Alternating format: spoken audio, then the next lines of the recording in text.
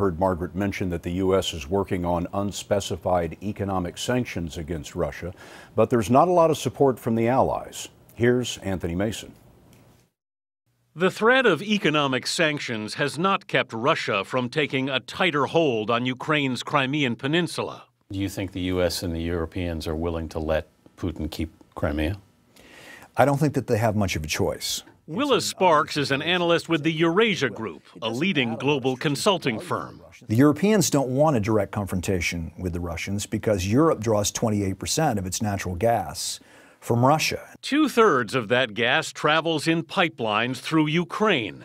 Germany gets 38% of its gas from Russia, Italy 22%, France 18%. The U.S. has little economic leverage. Only 2% of its trade is with Russia. But Sparks says the West's most effective move is to pump billions in economic aid into the new government in Kiev, which is close to default. It's not about sanctions. It's not about punishing Russia. It's about helping the Ukrainian government because, frankly, that's what the Russians are really worried about. The Russians want Ukraine to be part of their own Eurasian Union, a kind of reconstituted Soviet Union. But you still think Putin has miscalculated here? I do think he's miscalculated.